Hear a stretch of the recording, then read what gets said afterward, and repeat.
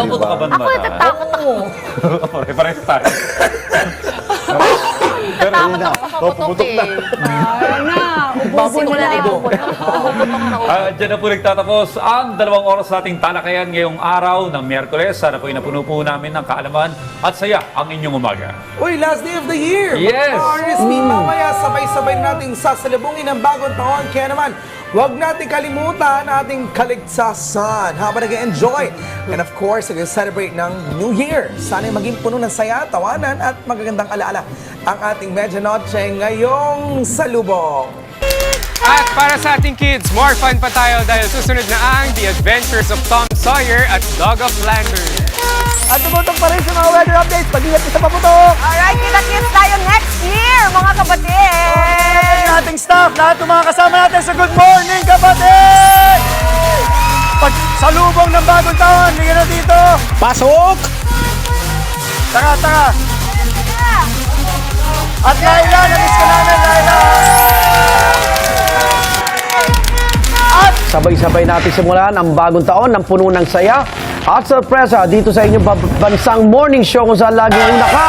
Happy New Year sa inyong lahat! Happy New Year!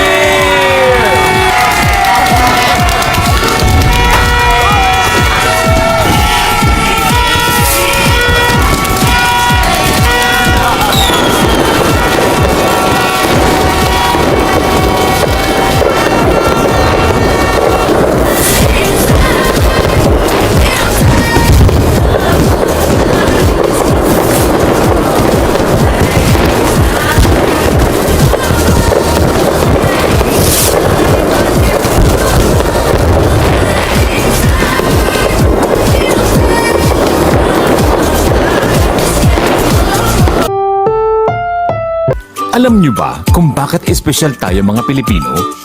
Dahil may mga katangian tayong kakaiba at tunay na kahanga-hanga. Gaya na lang ni Miguel, na likas na matulungin. Guys, help natin si Manong oh. O kaya ni Adrian, na may respeto at paggalang. Lola, paano po? Nariyan din si Aya, na malalim ang pananampalataya. Panginoon, salamat po sa mga biyaya. Si Aling Sita, na kahit walang-wala, magiliw pa ring tumatanggap ng bisita.